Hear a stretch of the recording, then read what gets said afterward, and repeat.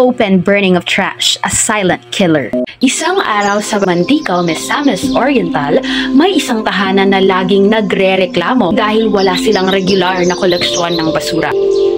Ako si Elizabeth Tingkang, 65 akong edad. Napuyo ko sa Purok 25, Poblasyon Mantikal, Misamis Oriental. Ang akong likod, nagbago ko naglapog, nagsilig, gikan ko nagsilig, naglapog ko. Kay talagsar manggod magkuha sa basurahan.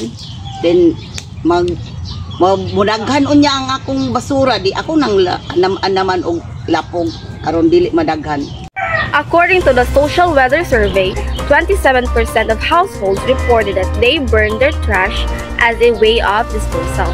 According to the latest World Health Organization, long-deceased death in the Philippines reached 32,559, accounting for 4.83% of total death.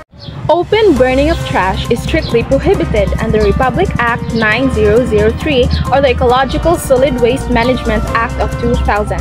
This law aims to promote proper waste management from its source to safe disposal. Nandito na kami, mga future educators, para magbahagi, magpaliwanag, at magsimula ng pagbabago. Magbahagi ng kaalaman upang mas maraming tao ang mamulat sa masamang epekto ng pagsunog ng basura. Magpaliwanag ng malinaw at maayos upang lubos na maunawaan ng bawat isa ang panganib na dulot nito. Magsimula ng pagbabago sa pamamagitan ng simpleng araw-araw na gawain para sa kalikasan at kalusugan ng lahat. Makialam, makisama, Magtulungan. Itigil ang pagsunog ng basura. Simula na ang solusyon. Segregate. Properly separate biodegradable and non-biodegradable waste to reduce pollution and improve disposal. Compost. Turn kitchen and garden waste into organic fertilizer by storing a compost pit at home. Recycle.